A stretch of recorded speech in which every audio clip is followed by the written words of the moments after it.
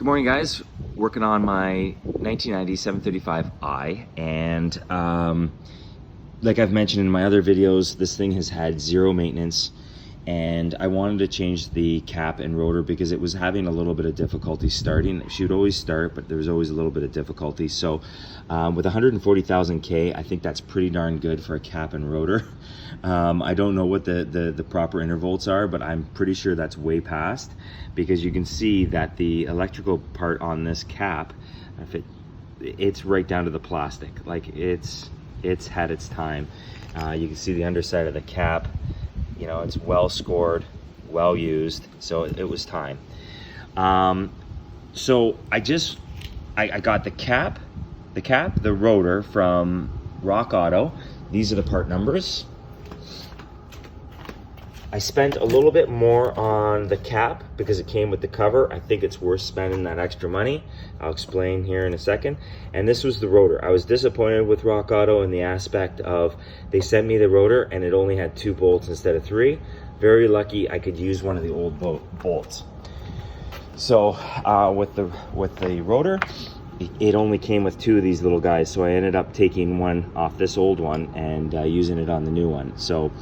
And the reason why I spent a little bit more on the cap is because it came with a new cover. Okay, now to each their own. Like if you don't like the look of the cover, fine, but I think it cleans it up a little bit. And the original cover was getting very flimsy, just typical plastic over time, and it was split down here at the bottom. So I'm glad that I spent the extra money. Okay, so one of the things that gave me some hassle was this part here, and I'm going to try and explain the best I can on how that gets taken off and reinstalled.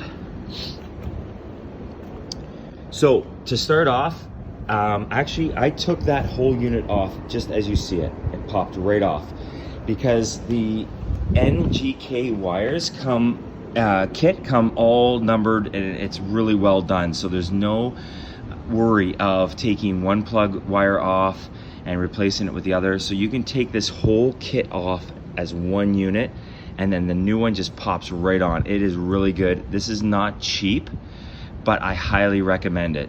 NGK. Once again, I was very fortunate. I had a friend of mine that had a connection, so I got these for a discount, but I highly recommend you don't cheap out. This thing was just so simple because everything is numbered.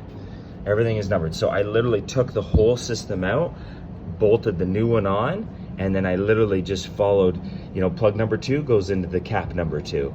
Wire number 4 goes into space number 4, and so on. It was so easy. Okay, so what would have made this job a little bit easier? Taking the shroud off and taking the fan off. I didn't do that.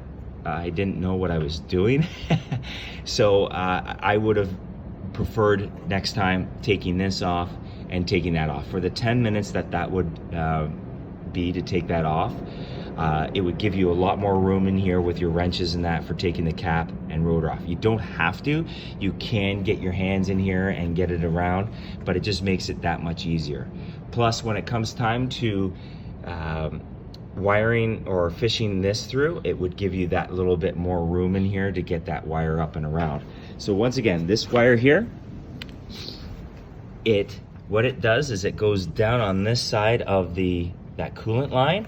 So it runs underneath the cap here and between the block and that coolant line, and it runs through and it pops up over here. So I'll go over here.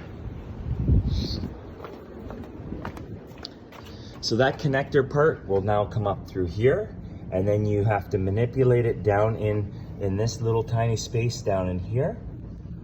Okay, and then it's a little tricky, but you get your hand down underneath here. You feed the wire underneath the intake, and then the wire pops up through one of the holes in the intake. Saying it is a lot easier than actually doing it, but really, guys, this is maybe a 1 hour, 1.5 hours if you really just kind of take your time and enjoy this little job. So then the wire just pops up through this hole in the intake. Plug it in and make sure you get that little wire connector back on there too. Okay, that's very important. I've had guys try pulling these things off and breaking all this plastic in here. So you got to make sure you take that little metal clip out before you pull it off, and then when you put it back on, put that clip back on. I don't know what else to say other than it was working. Like, it just went in so nice and clean. I just got to clean this up a little bit. I'm going to pull open the harness and just work these wires back a little bit. I don't really like the way this looks right now. I've got the cap here, which is kind of nice that you can put the cap back on here and hide all that, but I don't want to squish all these wires down. I'm going to clean all this up all nice. But anyways, guys, if you had any questions, let me know.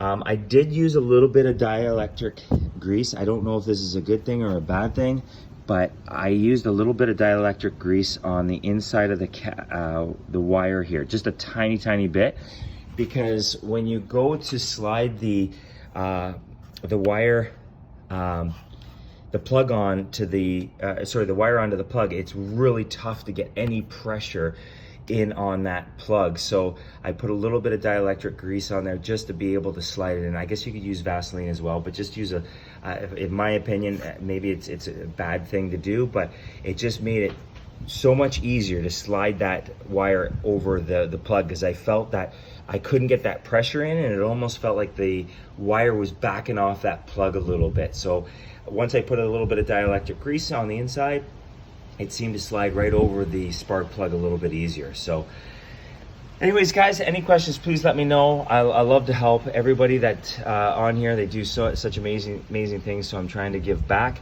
If I did something wrong, let me know that as well. But I'll just say that the car starts and runs extremely well now, so I'm very happy about that. Okay, guys, take care.